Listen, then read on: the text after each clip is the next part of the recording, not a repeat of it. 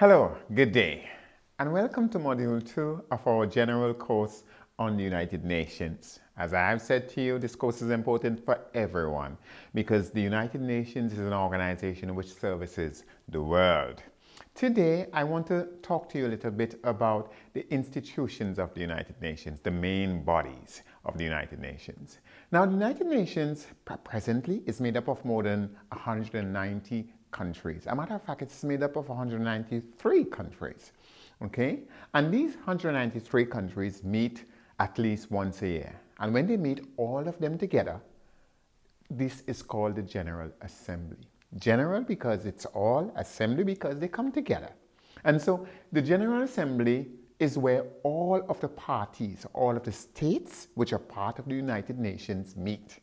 And they meet usually in September every year. So this September, in a few months from now, actually 2 months from now, because I'm speaking to you in August, 1 month from now, sorry, they will be meeting. And there, this General Assembly, they have a lot of powers. They discuss things, they make decisions. Now, they make two sets of decisions, basically. They make general procedure decisions, and those decisions only require 50 plus 1 vote, meaning 50% of the members who are there plus 1 vote.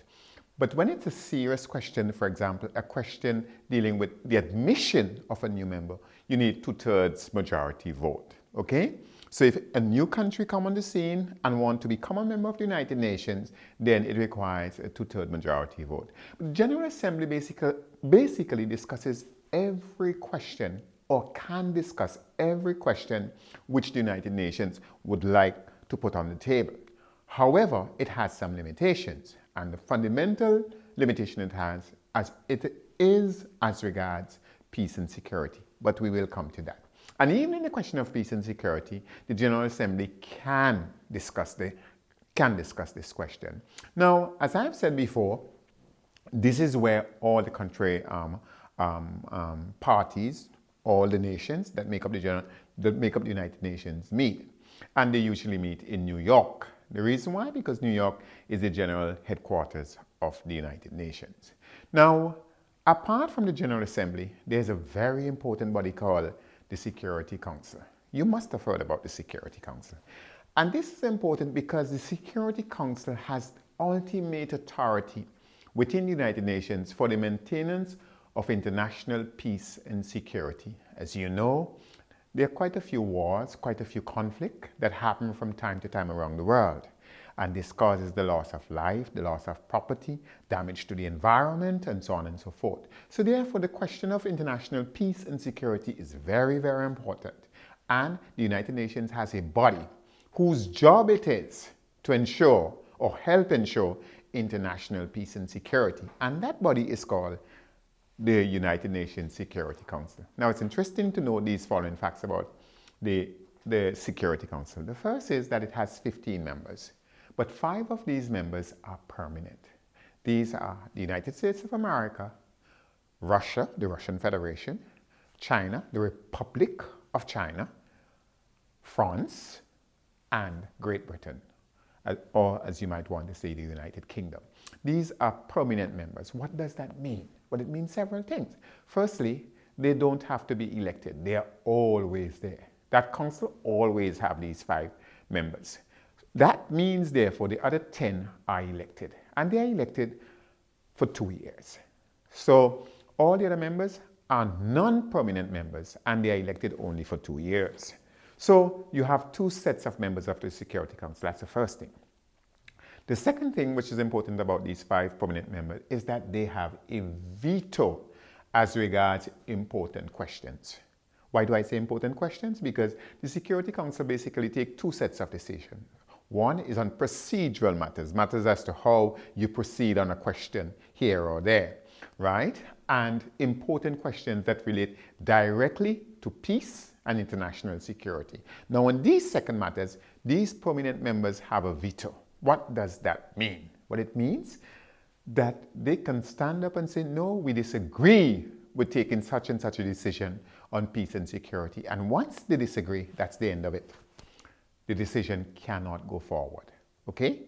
Now, you need to understand a veto does not mean an abstention. A veto is when you stop the decision. When you say, no, I disagree, we will not vote on this, we will not agree to this, that's a veto. But if you abstain, it goes forward because you did not say no. You might not agree, but you did not say no. So only these 5 members have this veto. And as I said, the Security Council job is to maintain peace and security, and it is the ultimate authority in the world as regards this question. What does that mean? Well, it simply means they don't even have to go to a court. They don't have to go to a court when they make a decision. They don't have to justify, they don't have to wait for a court to justify their decision or to agree with their decision. Once the Security Council has made a decision, that decision basically becomes international law. In other words, it governs the behavior thereon as regards that question. That is how important the Security Council is. Okay? So apart from those things, the Security Council, as you can imagine, usually meets in New York. And at the Security Council, what happens is that the representative, the diplomats of these 15 nations, meaning the 5 prominent members and the 10 non-prominent members, usually sit around the table and discuss these questions. Okay? So it is important for you to understand not only the nature, but the power of the Security Council, how it is comprised, how it is made up, so to speak, and how it acts. Now, you will recall that I just said the Security Council does not have to go to a court, and that is quite true. However, as part of the United Nations system, there's something called the International Court of Justice, the ICJ. Now, the International Court of Justice is a court set up by the United Nations to deal with matters of justice, legal matters. And this court basically sees 2 sets of things, or 2 sets of cases. Cases brought by countries to the court. So let's say country X and country Y has a quarrel, and they decide to take this matter to the court and abide by the decision. Note that I said they decide. In other words, the court cannot look at 2 countries having a quarrel and decide, oh, I'm going to take this matter and look at it. No. They have to bring it to the court, and they have to agree to the court's decision. So in other words, the court doesn't have this kind of authority where they can say there is this question or that question that needs to be legally settled and we will take it upon ourselves to settle it. No. The countries must agree to bring it to the court. Only then the court can look at this matter. The second set of matters is when an international body, such as the United Nations itself or its specialized agencies, which we will discuss in another lecture, bring a matter to the court. So for example, the UN has a question, a legal question that it doesn't clearly understand or that it won't resolve. It can bring that matter to the International Court of Justice. The International Court of Justice, unlike the UN General Assembly, has its headquarters in The Hague. The Hague is in Holland. Okay? So that is another important arm or organ of the United Nations generally. There's also something called the Economic and Social Council.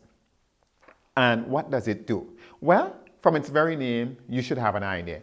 It is that part of the United Nations that look at the questions of economic and social development. Okay? So it basically studies questions that has to do with the overall development, both economically and socially. This council, it decides its own rules of procedure. It decides what questions it wants to tackle and how it wants to tackle them.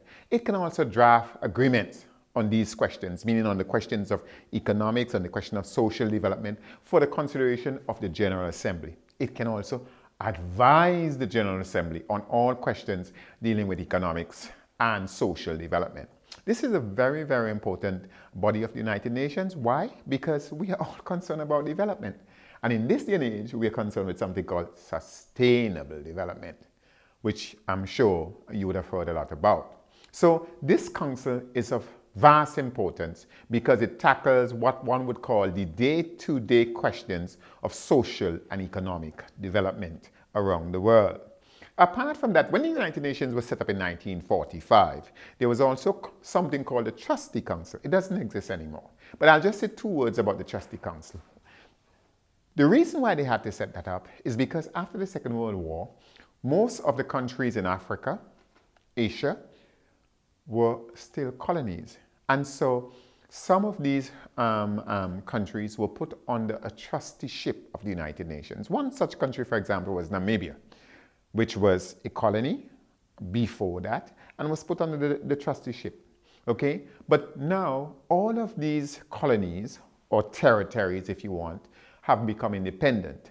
And so therefore there's no need for the operation of this Trustee Council. So its function was discontinued from 1994 onwards. So those are some of the key and major bodies of the United Nations. However, all of these bodies need support. They need to have a mechanism which helps them to function. And that mechanism is called the Secretariat of the United Nations. That Secretariat means the people who work day to day to ensure that this organization has life, to ensure that decisions which are taken are carried out, to ensure that the organization is managed every day. And as you would know, that body of people, they are all headed by a person called the Secretary General. I will not tell you who is the present Secretary General because I think you should find that out. But the former Secretary General, of course, you know, was Mr. Ban Ki-moon from the Republic of South Korea. Yes, from the Republic of Korea. And he does not take orders from anybody. He or she, for that matter, meaning the Secretary General, don't take orders from anybody. He runs this organization independently of every individual state. His actions are governed by the General Assembly and by the Security Council. In other words, he reports to them, but not to any individual country. And this person is assisted by Assistant Secretary General, Deputy Secretary General, and all the staff, including myself and the people who are helping me to shoot this video that you are now looking at and listening to. He is our overall boss, and he ensures the management of the United Nations. Now, as you know, we provide you with reading materials and additional reading materials through links. So you should read those. Apart from that, you should look at all the videos that we have produced. Also, as you know, you can turn to us and ask questions where things are difficult and you don't understand, right? We're here for you.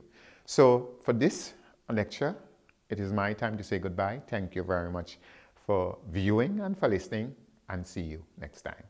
Bye-bye.